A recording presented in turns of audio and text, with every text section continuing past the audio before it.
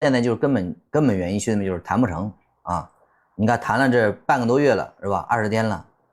有谈成什么东西吗？什么都谈不成，是吧？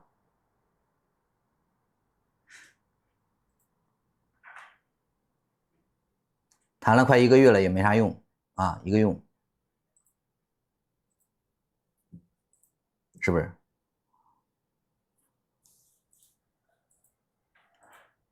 欢迎大家啊，欢迎大家，节日快乐啊，节日快乐，节日快乐啊！都出去玩了吧？好不容易休几天假，得好好休息休息啊，好好休息休息。老特反正就不装了，他说自己是海盗，哎呀，所以这些事儿，兄弟们，给大家怎么讲？这个，老特这家伙现在就是一点脸都不要了啊，一点脸都不要了，所以自己都说自己像海盗，终于承认整个昂萨这个海盗的这个老本行，终于承认了，不承认都不行，是不是？自己承认自己是海盗，兄弟们。所以说你这个脸皮厚到一定程度啊，那真的别人都拿他没办法，是不是？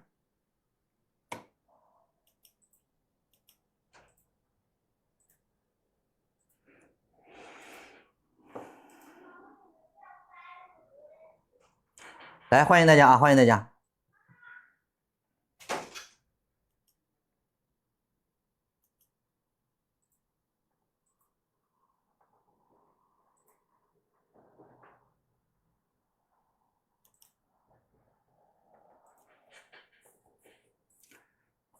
欢迎兄弟们啊，欢迎兄弟们，上午好啊，上午好，来兄弟们，没关注的点个免费的关注，点点赞啊，点点赞，把赞搂起来啊，把赞搂起来，感谢大家支持啊，感谢大家支持，把赞搂一搂，每个人点个100下，把赞搂起来啊，上人，欢迎大家啊，欢迎大家。哎呀，哎呀，我还好不容易昨天前天休息2天，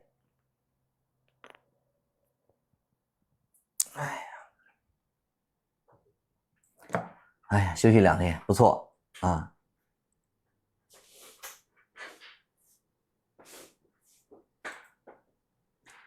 我认为兄弟们啊，给大家这样讲，来，没关注的咱们点个免费的关注啊，点点赞啊，点点赞，然后那个差不多兄弟们咱们就直接开始了啊，咱们就直接开始了。现在很多事儿大家其实也都看到了，我认为兄弟们就是这个，目前接下来整个中东开搂的概率还是比这个比这个谈判谈成的概率，兄弟们啊，比它更高啊，比它更高，好吧？所以目前再跟大家这样讲，整个中东我认为接下来大概率还得搂啊，还得搂，而且小蚂蚁兄弟们啊，而且小蚂蚁在整个珍珠派这边，在黎巴嫩这边现在还在继续搂，还没有停。然后呢，小胡这边呢，在整个中东兄弟们又扣了一艘油轮啊，把这个大漂亮家的一艘油轮又直接给扣了，所以双方各种程度兄弟们都在动手啊，都在动手。那我主要兄弟们把几个事儿啊，几个事儿给大家去详细的去讲一下啊，详细的讲一下。本来呢，我说这个前面的4月份啊，4月底连续播了半个月没有休息，所以我说这个昨天前天就休息了2天啊。也祝大家就是说劳动节快乐啊，咱们难得的这个劳动人民的节日5·1劳动节，祝大家就是说玩得开心啊，身体健康，心想事成。同时呢，我们说中东这一块，我认为为什么说接下来中东开漏的概率比较大，包括老特现在为什么就是说没有轻易的开漏，其实大家也能看到很多问题，就是根据目前今天早上兄弟们有几个关键的新的消息，今天早上在昨天晚上我们这边晚上，老特那边白天，老特明确针对整个中东局势，兄弟们已经讲了一个非常关键的消息，那就是不排除随时可能对波斯开漏。其实看到这个兄弟们就是啥意思？就是老特这个人兄弟们就是还在放狠话，就是他认为就是现在不排除就是随时对这个伊朗随时可以开战，哎，就是我还得弄你啊，还得弄你。其实我们从这个时候兄弟们武大说了。最终的结果什么时候开漏咱说不了，但是啊，因为现在老特他什么时候决定，他现在也很犹豫。但是中东这个事儿，兄弟们，你不搂一把这个事儿你是结束不了的。因为现在兄弟们从这个4月7号停火停半个月到22号，现在从22号兄弟们又3号了，又11天了，总共停火20多天了，马上快1个月了。但是兄弟们，你看双方的谈判，除了进行了第一轮谈判，他谈不了。波斯现在就是第2轮谈判他都不参加。老特天天哭着喊着，兄弟们哭爹喊娘的，叫着波斯在那边谈判，但是人家根本不鸟他，没人跟你谈。这一点兄弟们尤其关键。所以我说，就是老特在整个中东，通过这第一场冲突，这40多天的冲突，他把自己的牌已经打完了，把自己的王牌已经底牌已经全露完了。现在波斯就看穿他了，所以他再想弄，兄弟们他弄不动了。你在战场上得不到的，你在战场上你把波斯打不垮，你在战场上你把整个霍尔木兹海峡你打不通，你的航母没有办法进入霍尔木兹海峡，直接对全球所有的油轮保驾护航，把海湾国家的石油全给送出来。你想说你靠2张嘴皮子，兄弟们，你说你给得到这一块，根本不太可能。所以更关键的一点就是波斯又给这个兄弟们又给这个老特昨天提交了14条的这个协议。以前老特给波斯提了10条建议，现在波斯给老特提了14条建议。兄弟们，看到这14条建议的给我扣1。这14条建议兄弟们其实换汤不换药啊，换汤不换药。他讲的几个主要的点就是，第一个说老特你必须把我这个霍尔木兹海峡给我放开，就是老特你不能再封锁了，你必须得给我放开。这就是之前提过的，意思是不能让老特封锁整个海峡。第二个点就是你得从中东撤军，你得把人撤走，你不能再对我进行围剿了，不能再对我施压了。关键的一点兄弟们，你得保证不能再重新对波斯开搂了。所以我说尤其这一点怎么保证？兄弟们，怎么可能保证？谁能给波斯保证？老特讲的话波斯还能信吗？谁能保证老特即使签完协议，会不会过个半年，过个3个月，会不会直接开搂？没有人能够保证。这一点兄弟们，尤其双方之间的信任现在又很难达成，是不是？同意阿雅说法的兄弟们给我扣个1。所以现在还有更关键的一点是啥啊？更关键的是啥？波斯还是坚持他要在整个霍尔木兹海峡建收费站，兄弟们，他还是我要收费。哎，这个海峡就以后就是我管了，我以后就是海峡的老大了。兄弟们，他越这么干，我说了，他越挑战了老特在整个中东的石油美元霸权，直接把这个石油美元兄弟们直接这个桌子给他掀了啊，直接给他掀了。所以我说老特现在家里边就没法答应这个条件，包括这个核浓缩铀的问题，波斯到现在还是不谈，意思是你不停火，你不结束，你没有办法跟你谈任何的浓缩铀的问题。我这450公斤和你一点毛关系没有，你别惦记了。所以老特说了，根本这条件答应不了。老特今天早上已经全部拒绝了，明确说了全部拒绝，没法答应。所以接下来一句话就是不排除随时对波斯开搂。而且现在整个小蚂蚁这边兄弟们，以色列这边内塔老狐狸今天早上明确发的话就是他已经拿到了老特针对波斯行动的一个批准，就是今天早上小蚂蚁说了他已经拿到了批准，但是这个消息是真是假咱们没法确定。就是小蚂蚁家的人说他已经拿到老特批准了对波斯开搂的这样一个计划。因为上周我家讲过，小蚂蚁家里包括老特家里，包括中东的司令库珀上将，包括小蚂蚁家的防长，包括内塔老狐狸，都已经亲自向老特汇报过了整个小蚂蚁和整个中东美军针对波斯重新开搂的整个的作战计划。就是你搂哪一边我搂哪一边，你搂哪一块我搂哪一块，你打什么目标我打什么目标。甚至小蚂蚁家的人已经强硬宣布了，他的摩萨德大佬已经说，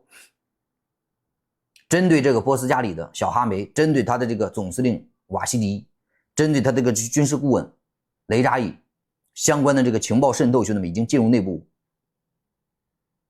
啊，已经进入内部。所以我说兄弟们随时可能开漏，但是具体时间点咱说不了。为什么说不了兄弟们？因为老特家里现在比谁都不顺啊，比谁都不顺。小蚂蚁我说了，小蚂蚁如果老特在中东撤军了，如果老特拍拍屁股走了，小蚂蚁在中东兄弟们就成为惊弓之鸟了，他就成了孤家寡人了。波斯兄弟们过个半年，过个1年，恢复了实力，他肯定想办法去收拾小蚂蚁。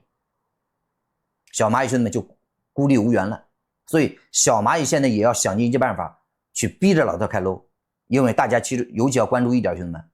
啊，尤其要关注一点。今天是周日了啊，今天是周日了，下周按照前2天的消息，预计下周内达老狐狸将会亲自访问老特，将会亲自找这个老特施压，还是要重新开搂。那至于这2天兄弟们为什么不搂，我们说这个时间点咱没法确定，而且大家其实也知道老特现在他也挺被动，有几个消息啊，给大家讲一讲。其中一个关键的消息就是老特家的军舰兄弟们又着火了。兄弟们，老特在这个印度洋的，在阿拉伯海的一艘希金斯号导弹驱逐舰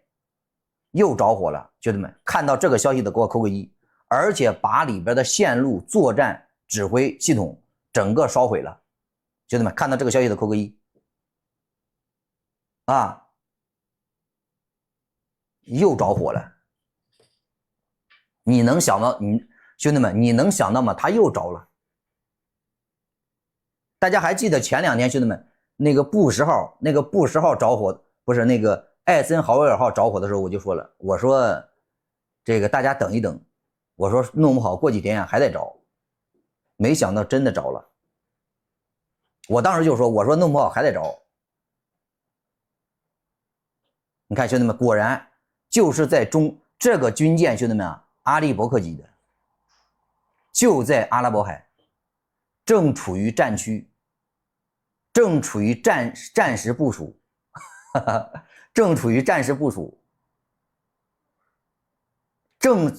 这艘军舰着火的时候，兄弟们正准备从这个正式接到命令，从这个印度洋的迪戈加西亚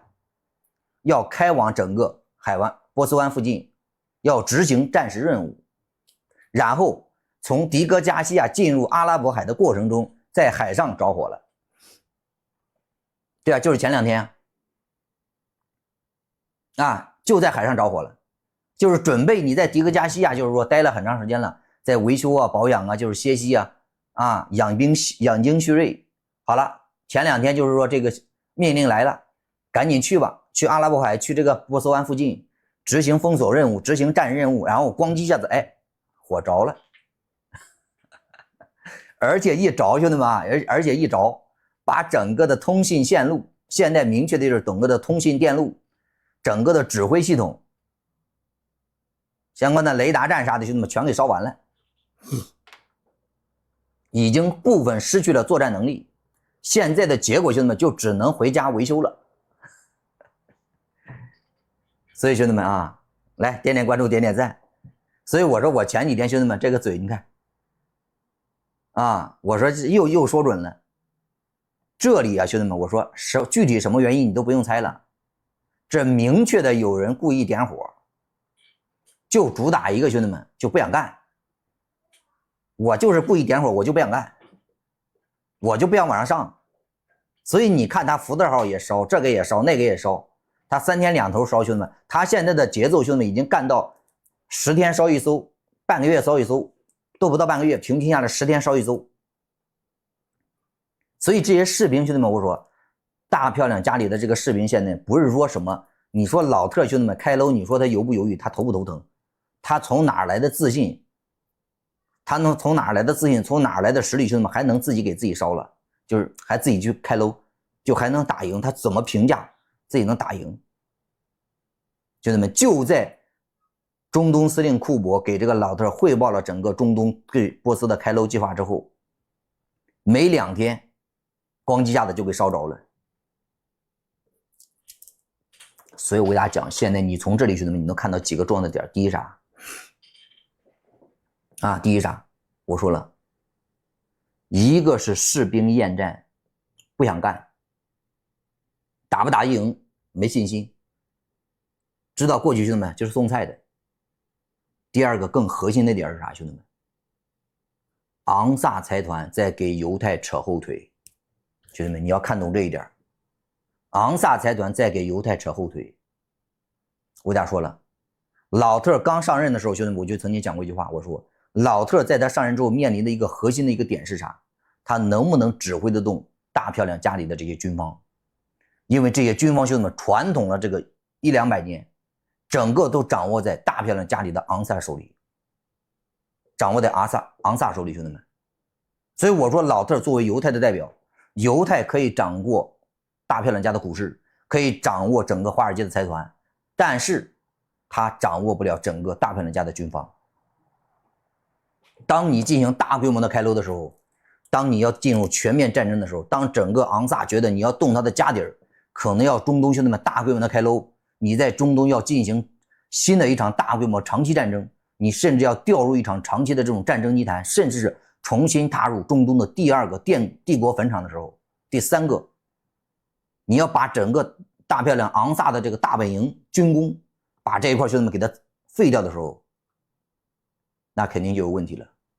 所以我说了，兄弟们，你看看从这个福特号马桶堵了几百个着火，到其他的军舰，到艾森豪威尔号，到这个希金斯，这些兄弟们不可能是巧合啊，就是意外啥的啊，就是意外，不可能，是吧？以前一年着个1-2艘就不错了，现在短兄弟们1个月之内，前后1个月之内1个多月，光兄弟们4艘，而且有2艘航母，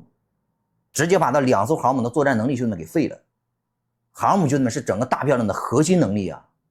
核心作战力，这是战略装备啊，战略级的军事武器啊。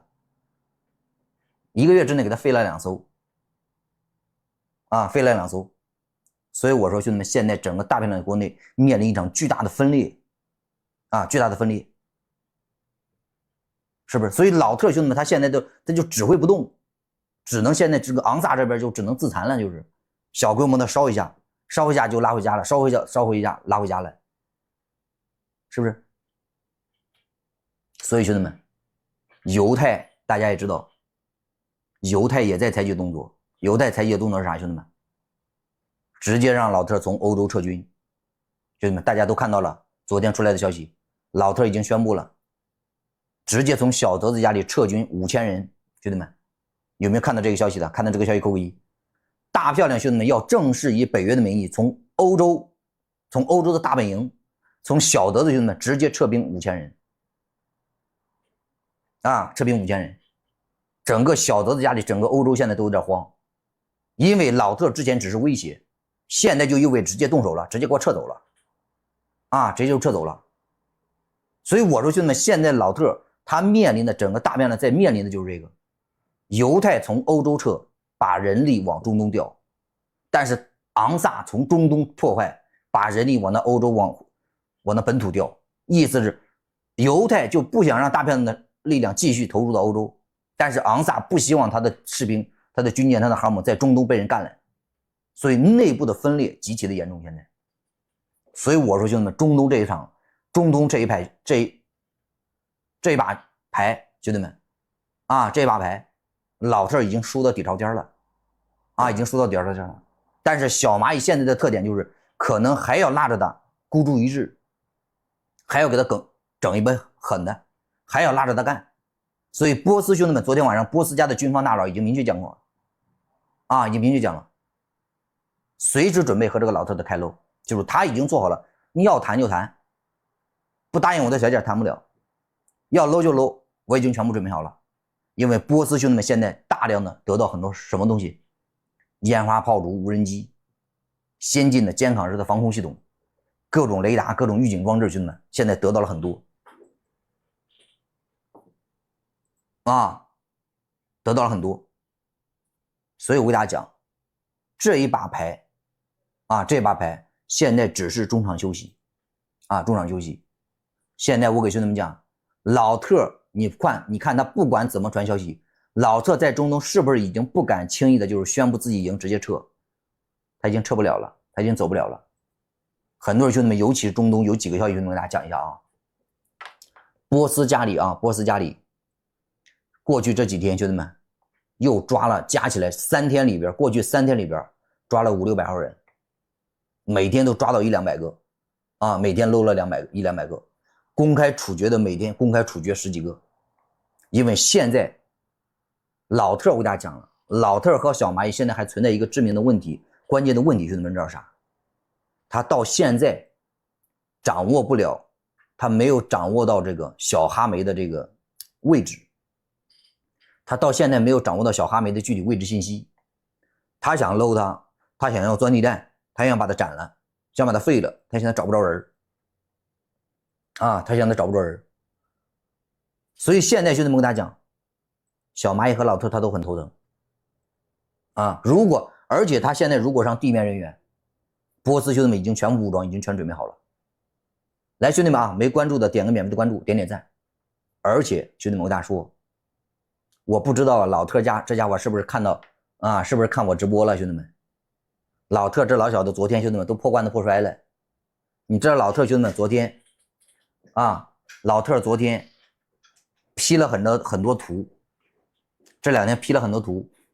有一张图上兄弟们你知道怎么讲的？在那个前面一个大池子，带着他的副手小万啥的，正在游泳呢，啊，正在游泳呢。但是其中有一张图，兄弟们，你知道老特怎么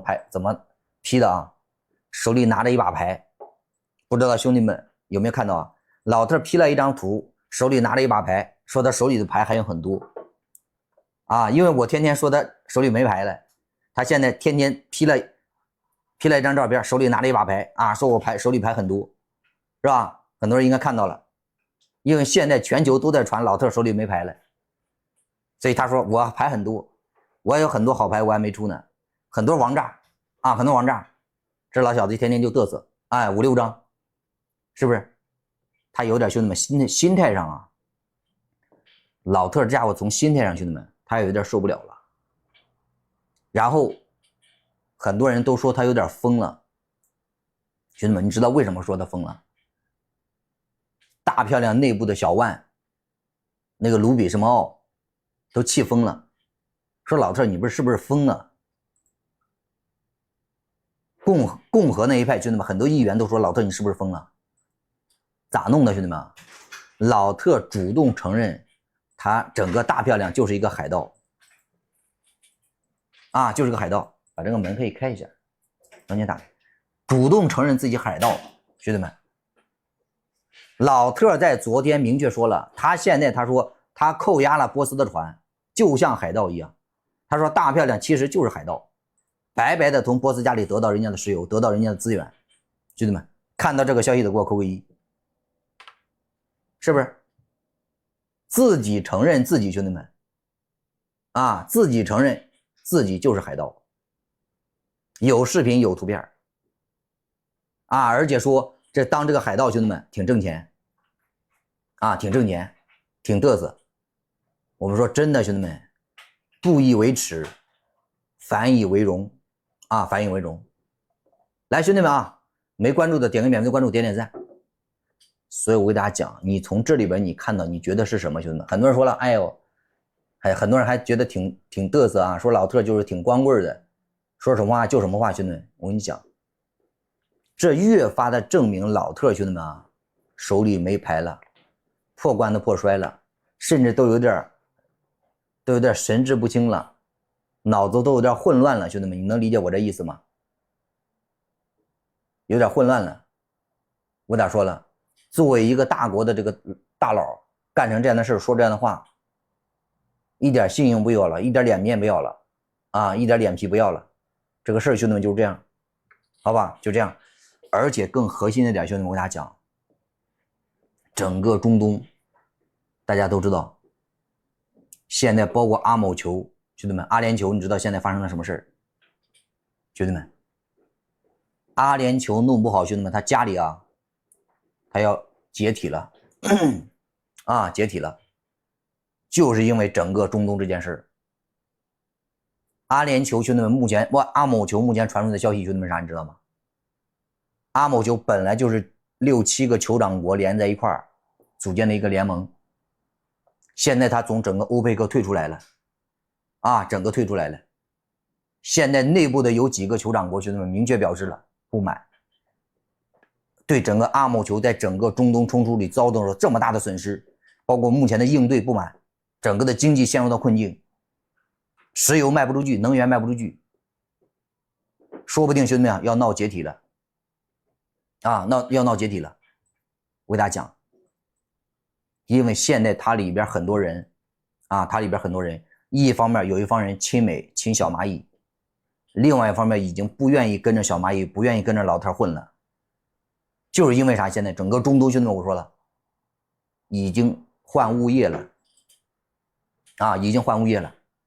而且按照目前的局势发展下去，兄弟们，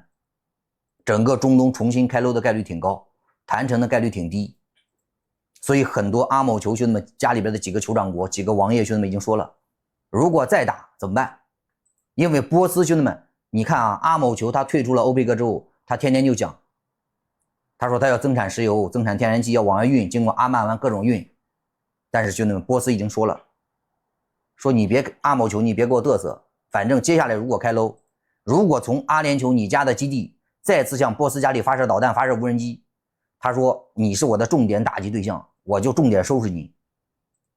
啊，重点收拾你。兄弟们，老特在中东的困境是啥？沙某特已经不管他了，已经不靠他了。巴蒂的战机，巴蒂的1万多人，兄弟们已经猛龙过江，已经成了中东的新物业。卡塔尔现在也在请求巴巴扬给他提供保护，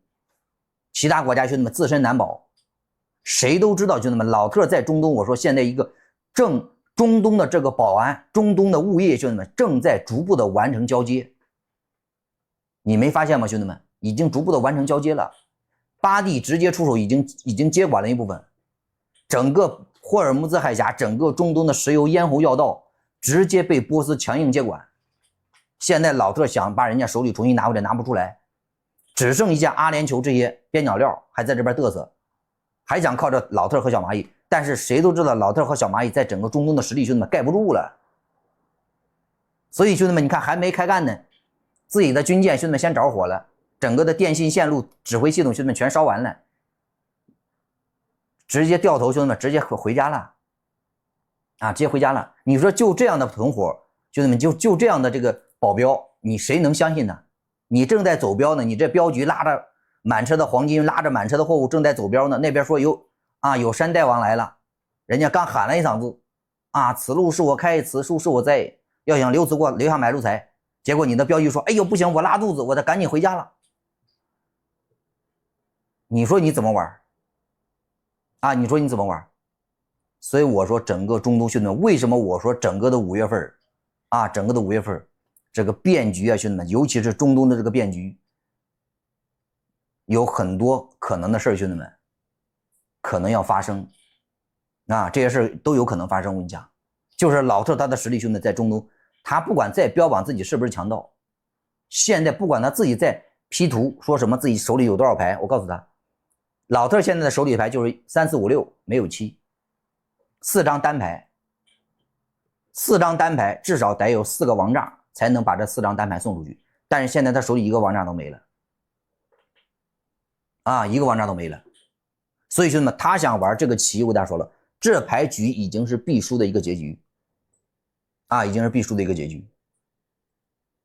所以老特我给大家讲了，巴蒂，啊，巴蒂昨天兄弟们又得到了一艘什么？又得到了一艘潜艇，汉国级的，昨天正式交付。有没有大哥大姐看到这个消息？巴蒂现在家里边实力兄弟们越来越猛，家里的安保团队也越来越猛，各种东西兄弟们全清一色的往上上。当然，在这时候阿三也没闲着，兄弟们，阿三又闹笑话啊！阿三天天闹笑话。前2天巴蒂兄弟们放了个大烟花。打了4、500公里超音速的导弹，阿三昨天也没闲着，兄弟们，三哥昨天也没闲着啊，三哥咣滴一下往这个孟加拉湾也干了一艘大烟花过去了，结果兄弟们头上又顶个啊，头上还戴个帽子，又飞走了，还说什么高超音速的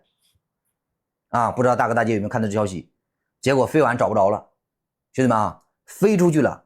又找不着了，落哪儿了？飞哪儿了？怎么飞的？整个轨迹啥的又找不着了。这就是三哥干的事儿。孟加拉那边兄弟都在抗议了，说你发个东西发的乱七八糟的，只负责点火，点火完成之后，后边我就不管了，直接宣布已经发射完成。那最终跑哪儿去了，谁也不知道啊，谁也不知道。所以我说这个三哥他家里的这个导弹真的，你在海上，你在哪里遇到他家了，兄弟们，你真的离远一点，因为他这个东西兄弟们老狠了，他根本不负责的啊，空间立体的，谁也不知道是往东往南往西往北，还是往天上往地上飞，你根本他这个兄弟们真的，三哥家的导弹他这种飞行轨迹，比那个什么乘波体，比那个双波体都猛。双波体是机动变轨，它这是兄弟们直接是随机分布啊，整个是立体的，这个一个圆球一样，地球的任何一个落脚点，兄弟们都有可能被它打啊，所以它这个东西兄弟们真的防不胜防，这种技术现在目前是全球领先的啊，谁都防不住啊，谁都防不住，他自己都拦不住，你说谁能赶得到？就是一箭必出，我也管不着了。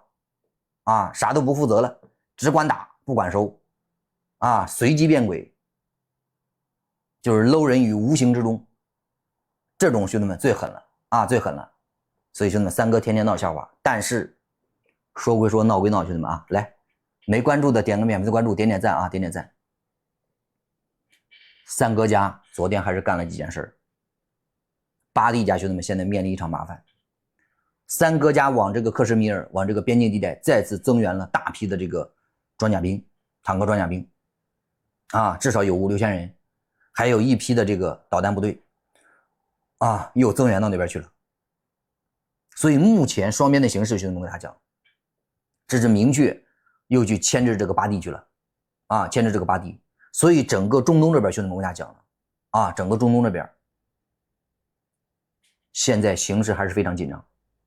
啊，但是波斯加里兄弟们比较好的消息是，波斯加里做好了完全的准备，他家里现在什么都不怕，什么都不担心，所以他现在兄弟们比较稳当，而且整个家里现在不断的清除内鬼。波斯家里的这个温和派现在我咋说了，已经受到全面打压，整个的军方控制了所有，怎么谈，参不参加谈判，怎么谈，在哪谈，什么时间谈，谈什么东西。能不能够？能不能谈成？能不能答应？全部是军方控制啊！所以兄弟们，马上今天已经5月3号了，再有4天直播啊，直播！来，兄弟们没关注的点个免费的关注，点点赞啊，点点赞！还有4天，兄弟们就5月7号了，我们看看老特兄弟们有没有胆子再来一把啊，再来一把！而且目前兄弟们整个形势大家知道，老特呀不排除两边开搂，这老小的兄弟们他又要对这个古巴动手啊！现在古巴这边兄弟们有点风险了啊，有点风险了，因为老特兄弟们现在各种力量，海陆空军都已经部署上了，随时有可能开始。在这个波斯这边兄弟们在中东这块已经拿不下来了，想从其他地方兄弟们找回场子啊，找回场子。所以咱们兄弟们啊，慢慢看啊，慢慢看，是不是？是不是？现在是停了，但是随时有可能重新开始，啊，随时有可能重新开始。兄弟们啊，我给兄弟们就这样讲啊，就这样讲。当你想去啃个硬骨头的时候，你啃不动的时候，但是你接下来你又想在另外一个大哥面前嘚瑟一把，想展示一下自己的实力的时候，想玩一把杀鸡儆猴的时候，他肯定很大的概率，兄弟们，他再从其他地方把这个面子找回来，很大的概率就重新开一局，在其他地方把面子找回来，甚至来个2、3天的，啊，2、3天之内，短时间内结束的这个东西，非常有可能。哎，对，就像很多大哥说的，想和一个大人摔一跤没摔动，就想欺负个小孩子，看到街边有个小孩，就想一脚把人家踢飞，一脚把人家踹倒，好给自己找个面子啊，想给自己找个面子。所以我给大家说，现在一切都有可能啊，都有可能。我给大家讲了，不管老特怎么去他怎么去弄，兄弟们，不管他怎么去 P 图，自己手里边有很多牌，我说了，他手里已经没什么牌了，兄弟们，他现在啊没什么牌了。但是接下来兄弟们，这个牌局我说了，双方的闷牌闷到现在，接下来这个月到了为什么说5月份非常关键？不看牌不行了，谁都受不了了啊，谁都受不了了。这个油价，这个很多东西兄弟们，很多人都受不了了。再这样无期限的持续下去，都受不了了，好吧，都受不了了，所以必须得有变啊，穷则变，变则通，通则达，必须得变。所以兄弟们，5月份大家看一看啊，大家看一看，接下来兄弟们这个牌局我说了，就看双方的心理素质了，看谁能撑到最后，看谁能挺到最后。谁能挺到最后，兄弟们，谁就能取得先手啊！谁就能取得先手，否则这个兄弟们啊，将会非常麻烦啊，将会非常麻烦。所以发生任何事都有可能啊，都有可能。来，兄弟们，点点关注，点点赞啊，点点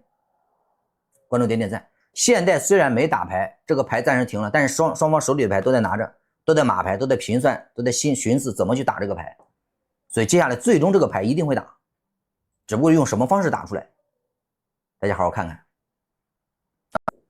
反正现在兄弟们给大家这样讲啊，现在目前整个中东这边啊，整个中东这边我给大家讲了，中东这边就是那个波斯啊和这个老特，看他们到底怎么弄。反正现在波斯针对老特的这个谈判，这个提议也已经发出去了，啊，也已经发出去了，好吧？咱们看看他到底怎么样啊？到底怎么样？看到底能不能最终谈出来？我感觉兄弟们啊，最终双方可能还得搂，啊，可能还得搂，反正短时间内谈不成，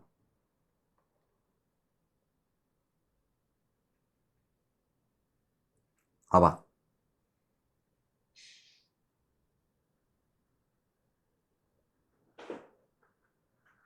然后除了这个中东这边事呢，兄弟们再给大家讲讲这个俄乌啊，讲讲这个俄乌。目前来看，兄弟们啊，整个欧洲这边也是暗流涌动，然后整个欧洲呢现在在不断的战备啊，不断的战备。根据今天得到的一些相关的消息，兄弟们有几件事啊，几件事。第一个，大家也都知道，这个老特正式对整个的欧洲动手了啊，对整个欧洲动手了。一个呢，就是所有的欧洲就是花钱从这个大漂亮家里买的这些武器弹药，老特正式宣布全面暂停发货，就是说你们打钱了啊，你们下订单了，首付款也打过来了，但是呢，我现在暂时发不了货。我们说这其实背后啊就牵扯到整个犹太和昂萨两大财团的内斗啊，两大财团的内斗。所以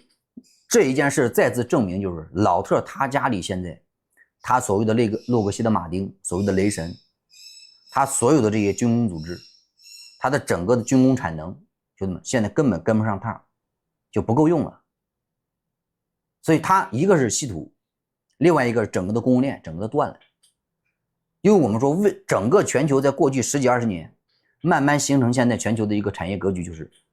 其实就是全球化啊，其实就是全球化。但是偏偏老特一上来，兄弟们，包括之前非得搞什么脱钩断链，非得搞这些乱七八糟的，所以现在终于把他自己家里边啊整个的产业兄弟们也给搞废了啊，也搞废了。所以最终他自己家里也深受其害，是不是？所以我给大家讲了，老特他大漂亮他们家里过去2、3年里生产的100、200架 F-35战机，到现在他那个雷达都没有，上的那个配重块兄弟们全是那个那个哑铃片啊，全是哑铃片，所以他现在他比谁都头疼。所以你加上他在二毛这边，在乌克兰这边，他把所有的这个武器弹药的发货兄弟们全延迟了。但是就在昨天，根据整个中东信息的统计，在过去的1个星期里边，大漂亮往整个中东小蚂蚁这边，包括中东美军基地又调拨了，又增援了，兄弟们4800多吨的武器弹药，就是光武器弹药，兄弟们4800多吨。所以就是还在不断的往中东去调集，所以这也是为什么我说老特和小蚂蚁兄弟们大概率在中东还得搂一把的这个原因。随着他们的这个军舰在阿拉伯海兄弟们也着火了，虽然有这样的那样的事儿，但是我说现在他陷入到中东的这场僵局里边，很明显兄弟们，包括老特从这个小德子家里就要撤走5000名士兵，要开始撤军了，这是少有的兄弟们几十年来，因为欧洲一直作为整个大片呢在全球的战略的一个核心，因为它正面对抗整个大毛，尤其兄弟们现在整个大毛和二毛正打得如火如荼的时候，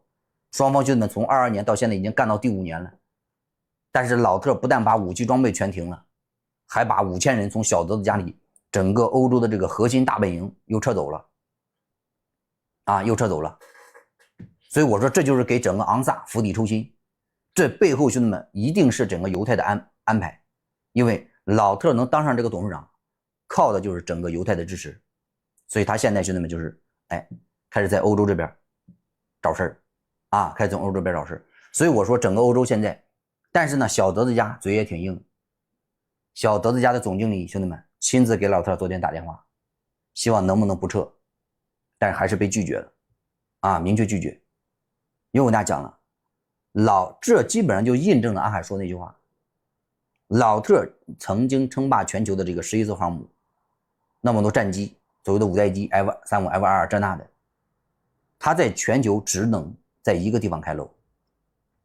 他面临当前的俄乌和中东2大战局，他已经没有足够的实力去把这2个地方全部拿下全部拿下，他只能选择一个点去漏。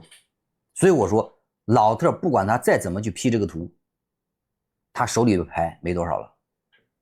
他没多少牌了所以他现在他比谁都头疼，是不是？他现在连搂个波斯他都没有足够的自信了，是不是？当然所以现在整个中东兄弟们最害怕的是谁？大毛现在70万大军在整个的扎波罗热、苏梅、哈尔科夫全线开漏，昨天一晚上兄弟们发射了600多架无人机，60-70枚导弹，各种战机兄弟们都往上干了，二毛家里被搂得一地鸡毛，至少有2个旅长兄弟们上校被拿下2名上校被干掉，同时北约的这个雇佣军团一个特种部队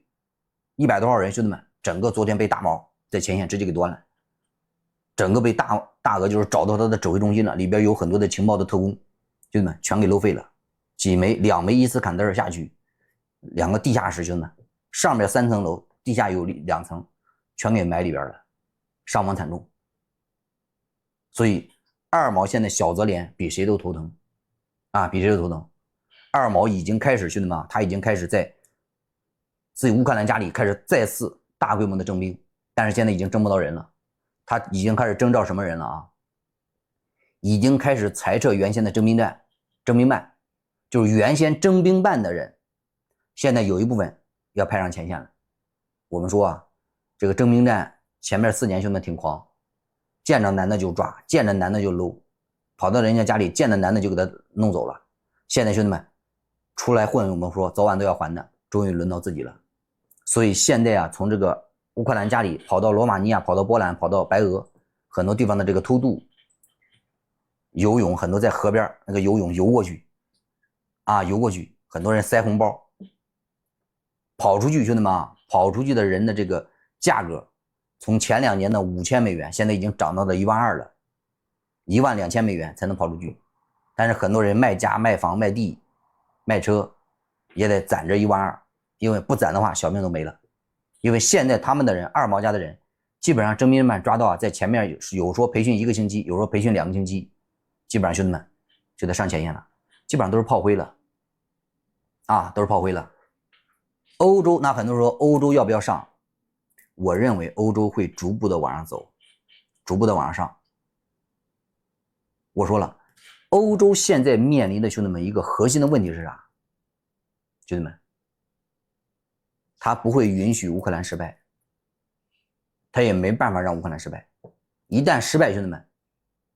欧洲将会面临更大的战略压力。这是一场战略级的冲突，它不是简简单单的这种战术级的，它意味着整个欧洲的动荡，意味着整个欧洲的分裂。所以欧洲不敢轻易的让这个二毛失败。所以我咋说了，意大利小意出动他家的侦察机，在黑海战机已经开始上了，老鹰家的战机在罗马尼亚的领空也开始帮助二毛击落大毛家的无人机和导弹了。小波加、小法家更是把家的核武器已经部署到了小波加里，阵风战机带着核武器兄弟们直接过去了。这就是说，整个欧洲兄弟们在不断的把这个局势往上走，确实也是因为整个二毛这边撑不住了，所以现在有几个消息，兄弟们啊，几个消息，欧洲也面临一场分裂。斯洛伐克的这个总经理要去大毛家里，很多欧洲都不愿让他过，他现在可能要从陆地上走，还不知道能不能去啊，能不能去？那有人说了，不可能打一辈子嘛，一辈子是不可能。但是10年8年的谁能说得了？反正现在已经进入第5个年头了，兄弟们，谁能想到啊？俄乌的这场冲突，兄弟们现在竟然已经干到第5年了，啊，已经干到第5年了。二毛就是乌克兰嘛，是不是？来，兄弟们啊，没关注的点个免费的关注，点点赞。而且我给大家讲，现在整个欧洲啊，芬兰、瑞典这边、波罗的海这边正在举行大规模的军事演习，整个北约、整个欧洲出动了几十架战机，10几艘军舰，1.8万人，现在正在演习。而接下来兄弟们演习到5月15号左右，瑞典的、芬兰的另外一批演习又要上，所以接下来5月份兄弟们将会非常热闹。整个欧洲5月份兄弟们将全部进行大规模的军事演习，都得演习。为什么？都有点怕了，都怕大毛兄弟们给他动狠手。因为大俄兄弟们往白俄、往他的边境最近部署了很多导弹、很多核武器。谁让小法家的核武器兄弟们已经开始部署了呢？部署到波兰家里了呢？所以现在双方兄弟们都有点紧张。那现在其实最害怕的兄弟们，你知道整个欧洲兄弟们最怕的几个国家是谁？波罗三傻啊，波罗三傻。所以兄弟们，今天早上有一个消息，波罗三傻家里，尤其是那个破碗立陶宛的那个大佬瑙塞达啊，整天脑子里边塞了东西，那个瑙塞达，那个光头啊，正式向小德子求援，要求小德子给他派驻5000人装甲部队、无人机部队，直接入驻这个破碗立陶宛。说不入驻的话，他没有安全感了，因为这个波罗三傻加起来兄弟们都没有2万军队，所以全靠北约，全靠小德子现在给他派驻士兵，不然兄弟们就没法整。所以现在就有点就是唇亡齿寒啊，唇亡齿寒。而二毛家里呢，兄弟们，小泽连最近拿到了很多欧洲的这个无人机，很多先进的导弹，所以对这个大俄家里兄弟们也是打得比较激烈。大俄家里至少现在整个克里米亚的这个伊斯坎德尔 M 的一个导弹库，昨天被扬了，又被扬了。黑海的港口连续几天被打，已经打了半个月了，整个港口兄弟们打得稀碎了都。而且大毛家里啊，兄弟们，大俄家里，他的那个图阿扑谢的一个炼油厂，还有一个港口又被干了，已经连续干了3、4次了。这个港口兄弟们也废了，那个炼油厂现在被打的也整个停产了。所以双方都下狠手了啊，都下狠手了。很多人说这个牌打到现在是不是 S3？ 兄弟们怎么说呢？是不是 S3？ 我说了不算，但是呢，你看后人怎么去评说吧。后人评说，我认为99%以上，22年那个俄乌冲突会被定为3战的起点，就是 S3 的起点。同意这个说法的给我扣个1啊，扣1。但是我俩说了，现在关键点是啥啊？关键点是啥？大俄家里的烟花炮竹兄弟们根本用不完，所以大俄也在征人，也在征召人。金哥最近有点头疼，头疼的点儿就是大俄家里的一些军方强硬派人士啊，强硬派人士现在对整个前线推进的这种战果十分不满，尤其是小德的家里兄弟们，他的很多那个蒂森克虏伯大众、奔驰、宝马很多车间，兄弟们从2、3年开始慢慢的转为军事武器的生产车间，所以整个的在刨冰。小德子现在号称他家里的这个军工产能，无人机包括155榴弹炮的产能已经超过了大漂亮，已经超过了老美。所以包括大俄家的前任总参谋长已经要求金哥了，要么对二毛下死手，要么对欧洲下死手。那很多人说，那油价不是上去了吗？油价上去这一点，兄弟们，每年产生点几百亿美元的这个资金，远远抵不上整个的战争的消耗。大俄每年在这个战争上的消耗，兄弟们至少是1200到1500亿美元，啊，至少上千亿，准确的数字咱谁也不知道，反正至少目前是上千亿每年。大炮一响，黄金万两，这是一个巨大的一个消耗，啊，巨大的消耗。所以大俄家里兄弟们现在只能靠一些石油、天然气一些资源去维持。他现在已经在，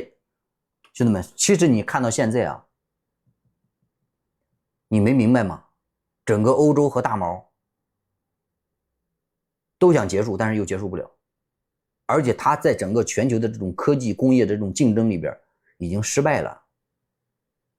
全球面临一场洗牌。而且很多人兄弟们到现在没有意识到一点，我给大家讲啊，我给大家讲，老特大漂亮的资本啊，包括有本事的大哥正在收割全球。中东的这场冲突，兄弟们，包括俄乌的这场冲突，兄弟们，你知道目前对整个的小金鱼产生的一个结果是什么？大家知道小金鱼的价格往上走，再往上降，再往上走，再往下走，最近这一段时间往下走。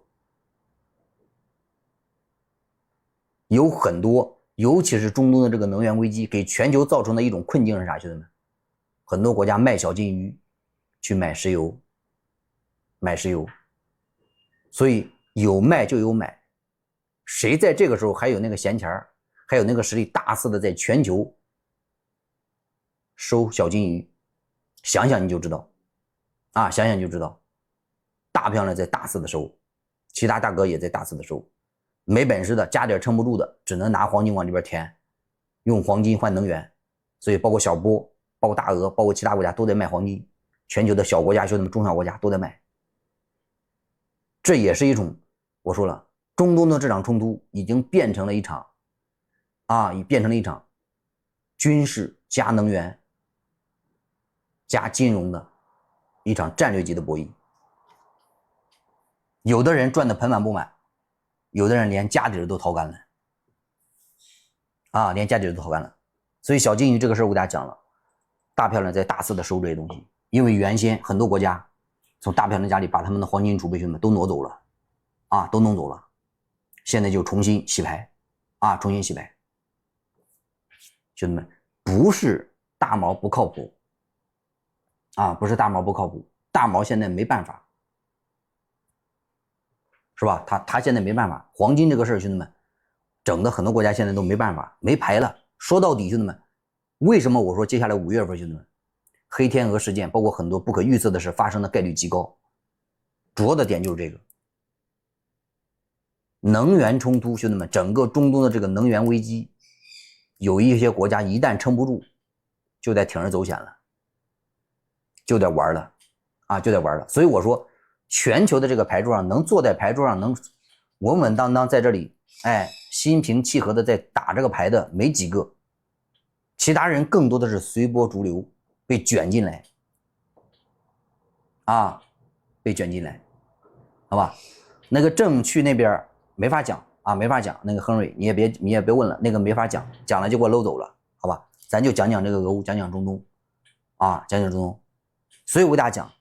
全球的变局，兄弟们一定要明白，变这个字最终为什么而变？所有的军事打仗也好，政治也好，所有的变最终驱动因素，兄弟们是啥？一定是经济，啊，一定是经济。所以我说，全球的人现在就是熬，谁熬不下去，谁就准备掀桌子，谁熬得住，谁就慢慢看戏，坐山观虎斗，稳坐钓鱼台。就这么来的，好吧？所以我说了，欧洲这边我给大家讲几个事儿，兄弟们啊，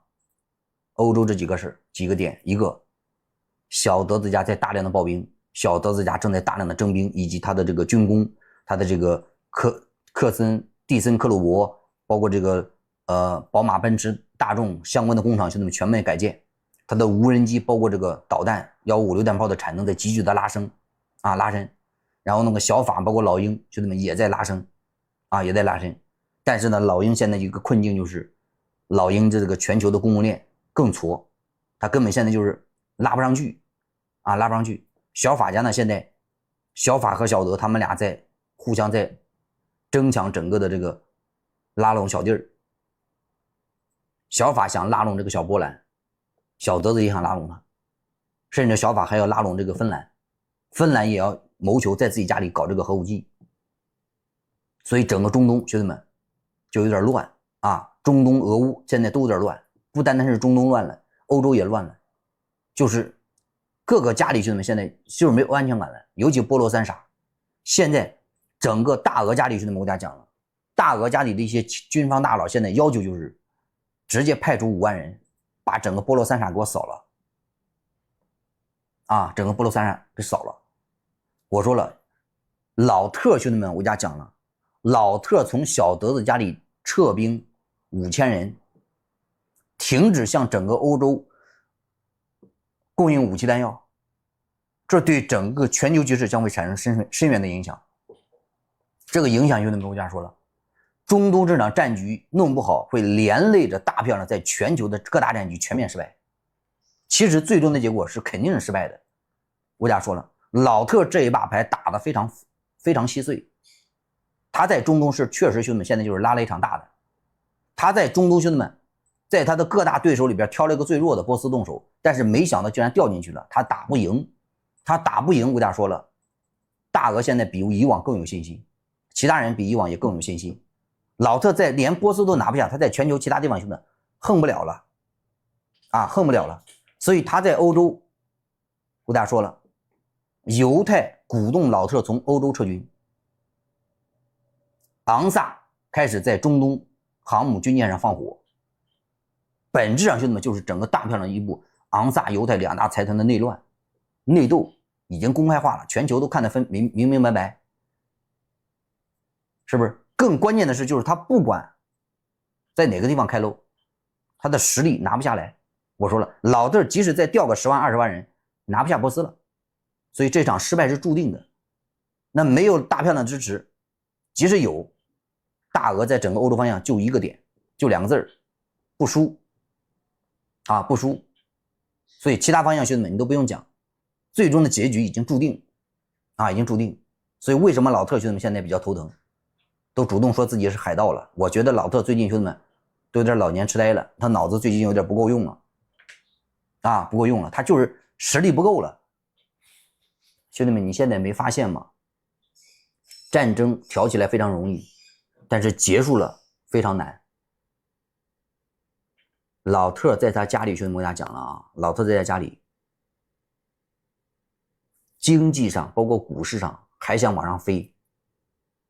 但是后边已经没有什么东西，没有什么工业，没有什么科技，就是能落地的这个东西能支撑了兄弟们。尤其兄弟们我给大家讲，其实这个 AI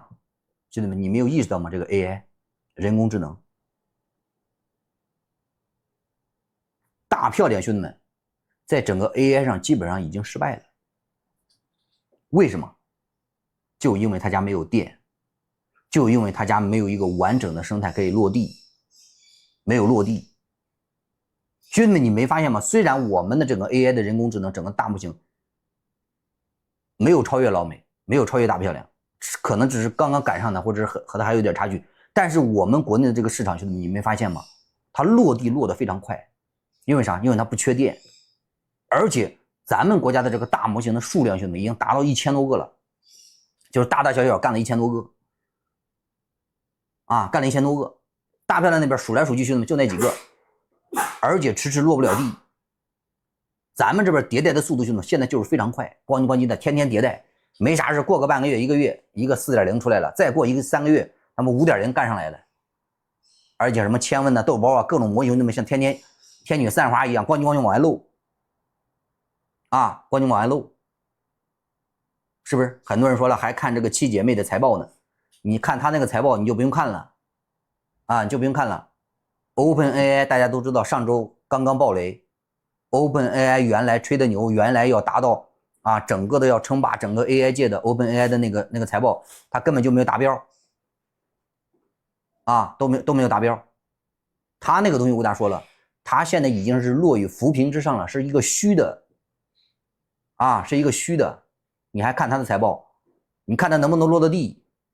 已经伟大的黄仁勋兄弟们头发都愁白了，现在天天挠头。好几次都吵起来了，说我又不是卖原子弹的，我为什么卖个芯片都不能卖？人家家里现在都不用我的了。他的 H200兄弟们放开半年了，3个月了，没人买，没人要，但是没有人要。这个各大模型咣叽咣叽还在往上走，还在迭代，一点不影响往上升华、往上升级。所以我说兄弟们，他不断的去整这个泡沫，等他的这个泡沫早晚有一天一吹，呼砰一下子整个爆掉。就是整个大漂亮兄弟破关的破摔的时候，尤其是这个电力，兄弟们我给大家讲了，你看一下兄弟们几个点，我给大家讲了啊，几个点，光伏，马斯克要花200亿买光伏，要求建厂，要求投资，直接给咔嚓掉了，为什么？兄弟们啊，为什么？不会把技术给你，也不会大量的给你搞，不会让你解决你这个电力问题啊，不会让你解决电力问题。所以很多东西我说了，你说你这个模型搞得再漂亮，你没有电，你铺不开啊，你铺不开，谁能解决这个问题？所以一切兄弟们你一定要明白，一切的发展离不开一个字电，离不开2个字就是工业。算力，兄弟们，算力到最终是啥？算力马上后边啊，说不定算力就成这个货币了，那个 token 是不是？马上成货币了，它最终兄弟们就是电，就是能源啊，就是能源。兄弟们，很多人到现在没有明白这个链条，兄弟们没有明白整个的链条。全球的工业，兄弟们，你知道老特为什么搞这个委内的石油？为什么搞波斯的石油？他为什么要控制石油、控制港口？一个是海上贸易，兄弟们，打断你的海上贸易；另外一个关键的就是石油。石油号称什么，兄弟们？石油号称工业的血液呀，整个工业的血液呀。所有的你吃的、穿的、用的，穿的这衣服、用的电脑、用的手机，塑料的相关的东西，兄弟们，化纤的东西。最根本的来源就是石油，谁掌控了石油，谁就掌控了未来的工业的根基，它是工业的命脉。所以石油成为了核心。但是关键的问题是，老特想掌控石油掌控不了，人家早就把他的局给破了。所以你看波斯他拿不下，大俄他拿不下，搞不了，明白吧？所以一个是电，一个是油，都是这些东西啊，都有这些东西。石油就是工业的血液，谁掌控了这个，谁就掌控得了，掌控不了就没用。这是一把王牌，这是一把王炸，但是掌控这个牌不容易。所以你看兄弟们，现在包括整个中东兄弟们，为什么老特现在非常头疼？今天早上兄弟们，你看12点35分，就在2分钟之前，波斯加一艘超大型的油轮躲过了大漂亮家的海军的追踪，正在驶向印尼的岛屿。你看兄弟们，老特在整个中东封锁来封锁去，天天喊着啊，今天拦了几艘船，明天拦了多少船。波斯加的190万桶原油顺利通过波斯湾，现在快赶到印尼那边了。你说怎么整？他拦都拦不了啊，他拦都拦不了。煤炭也能代替石油，它当然可以，但是各有各的分工。石油现在是全球应用最广泛的、最直接的啊，最直接的，是不是？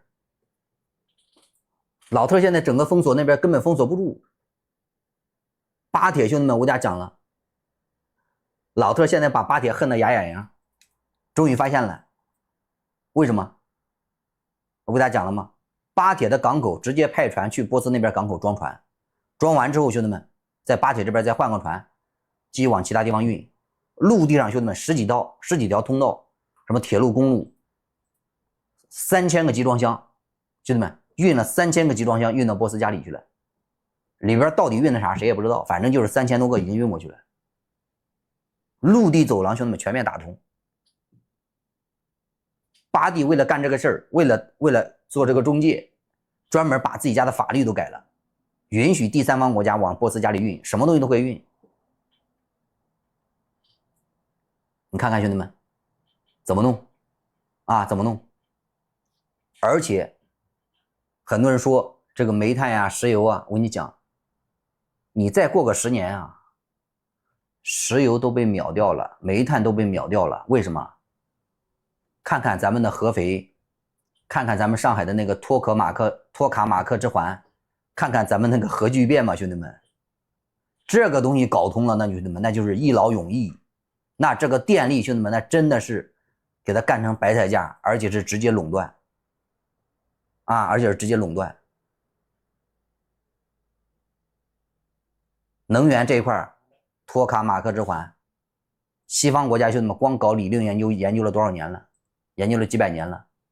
现在能把它落地的兄弟们，你发现没有？能把西方的理论落地的，全球越来越多的地方集中在哪里？西方落不了地，有人替他落地啊，替他落地，人造太阳，兄弟们，那才是真正颠覆的事儿啊，那才是真正颠覆的事儿，是不是？所以我说你慢慢看啊，慢慢看，包括很多的这个布局，我说了巴蒂，等到巴蒂真的家里干上歼35，哎，中东就是他称雄了，谁也搂不过他。等到巴蒂家兄弟们拿到歼35，我告诉你，谁也搂不过他。小蚂蚁在他面前，兄弟们直接给他秒了啊，直接给他秒了。所以我说每个国家的人，兄弟们真的干的事儿不一样啊，干的事儿不一样。兄弟们，最近有没有人刷到咱们这个塔克马拉干啊？咱们的沙漠的那个大沙漠，兄弟们，沙漠里边在种什么？在种麦子啊，沙漠里边在种麦子，在种各种吃的，在养什么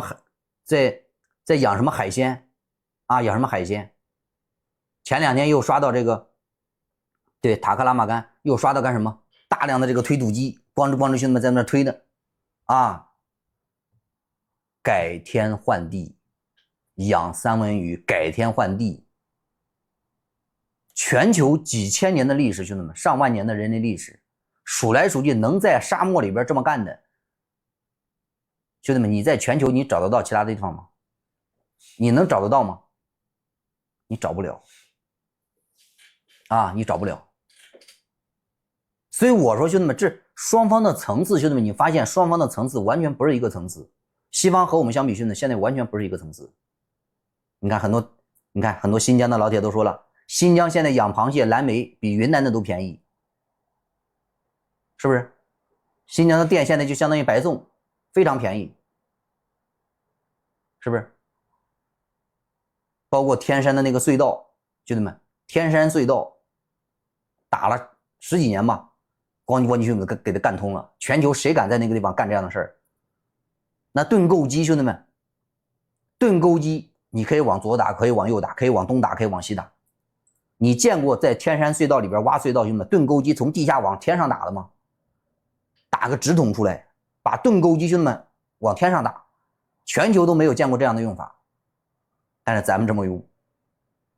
啊，咱们这么用。所以我说兄弟们，这个心态啊，这个心态，这个想法，所以咱们的人兄弟们真的太猛了。你看了这些东西，看了咱们国家的这些大工程，真的，兄弟们，你不服都不行啊，不服都不行，是不是？这完全不是一个概念啊，完全不是一个概念，也完全不是一个格局啊，也不是一个格局。所以我说兄弟们，以后不单单是精神要丰富，物质更是极大的丰富啊，物质更要极大的丰富。兄弟们，与此相对比的，我再跟你说一个消息，老特在昨天5月1号再次签署一项法令，减少对他们的这种贫困人群发送的那个食品救济券。兄弟们，有没有看到这个消息的？老特在5月1号当天再次签署了一项法令，减少又减掉了20%的这个金额，大概上千亿美元，一年上千亿，本来一年大概有一年大概有个7、8千亿，还有大几千亿，要给这个他们的贫困人群要发放那个食品救济券嘛，因为很多贫困家庭吃不上饭，要去领那个救济粮嘛，他们经常领嘛。老特再去减少了，砍掉了20%，又几百万人领不到了，因为他大概每年有3000多万人要领，现在又有大概500、600万人领不到了。所以我说兄弟们，现在整个老特的斩杀线正在不断扩大，正在不断扩大。我看你去嘚瑟去吧，嘚瑟去，斩杀线越来越猛。所以我说兄弟们，你生活在不同的国家，生活在不同的社会，那个结果兄弟们完全不一样，完全不一样，是不是？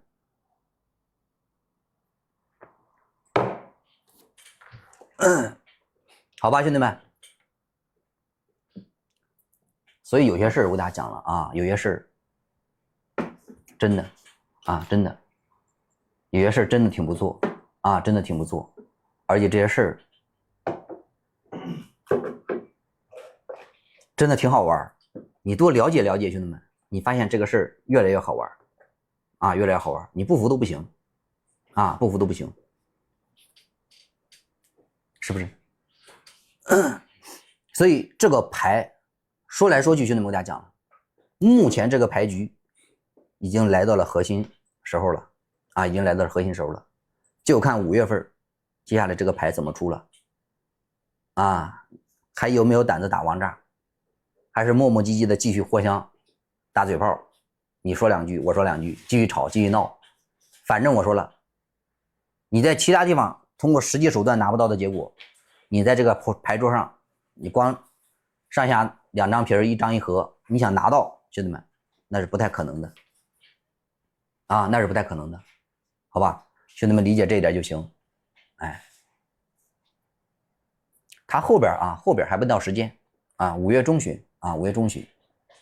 好吧，慢慢看慢慢看。所以这些东西我跟大家说了，这个变动这个变动是一个非常非常大的这个变动是一个非常非常大的，而且是非常非常核心的非常非常核心的，好吧？牌都打完了，没什么后招了，没什么好牌了没什么好牌了，想拿下这一局拿不下了，但是偏偏现在这个牌桌上堆的筹码兄弟们又太多太重，轻易的又不敢下桌，又不能放弃，你说怎么办你就说怎么办，是不是？来兄弟们没关注的点个免费的关注，点点赞点点赞，感谢大家支持原来出去的现在都慢慢都在回来，你能想象到这样的事吗？原来出去的现在都想回来了，90几年离家出走的，过了30年都想回来，现在大势所趋大势所趋，那就 all in 那就 all in 吧。投降输一半，没有投降输一半的说法，要么全赢要么全输，这个牌局就是这样，一输就是一败涂地就是一败涂地，连本带利全部被人拿掉全部被人拿掉，是不是？好多人想回来都回不来，现在都不要都不要，走的时候那么决绝，回来的时候哪那么容易，是不是？这个盾构机很多人让讲讲这个盾构机，兄弟们说实话，盾构机真猛这个盾构机真猛这个盾构机以前我看看咱们家的这个天山隧道，兄弟们真的看了一期视频，这个盾构机真猛从地下往上打，我勒个去，兄弟们真的，这在这个以前的这个工业工程领域，兄弟们都无法想象无法想象。盾构机就是在那个山里边，就是开隧道的那个盾构机嘛，专门磨碎石头的、打碎石头的那个啊，开隧道的。所以我说兄弟们，真的这个你放在以前啊，已经完工了啊，已经完工了，已经通了呀，天山隧道已经通了呀，是吧？应该是去年通的吧？应该是去年通的，搞了好几年呢。所以我说这个东西真的，以前你都没法想的一些东西，现在就是都变成现实了啊，都变成现实了，像做梦一样。所以在我们这边，你自己家里慢慢上班、慢慢干啥的时候，在外边你看有新疆的大哥都说了，前几个星期才走过隧道，天山南北，兄弟们，几千年都没有越过，现在一条隧道直接通过去，你看多猛！天堑变通途啊！以后兄弟们，我找时间我再去新疆转一转啊，在新疆去转一转了，再去看一看了。尤其是这个天山隧道，兄弟们，我得去打个卡，以后再去转转了。这个包括塔克拉玛干沙漠是吧？好东西太多了。塔克拉玛干兄弟们有机会赶紧去看看吧，再不看以后就变成绿洲了，天天给你在那边种麦子，给你养牛养羊，变成草原了。你再不去看，真的啊，再不去兄弟们，现在塔克拉玛干沙漠现在已经开始就是说进行第二圈合围了，就是第一圈合围周边给它搞绿洲啊，搞啥合围合起来了，现在已经部署第二期工程要合围了，再搞几年再不弄，真的兄弟们，你再去看沙漠都消失了。所以特别好啊，特别好，以后真的找机会再去新疆转转啊。对，你看，不是因为隧道好修，而是天山那边有人啊，有人民，是吧？特别好啊，特别好，是吧？哎呀，这是美女是吧？新疆的美女，感谢啊，感谢。所以新疆确实是个好地方，而且风景也好啊，风景也好，建议大家多去玩玩啊。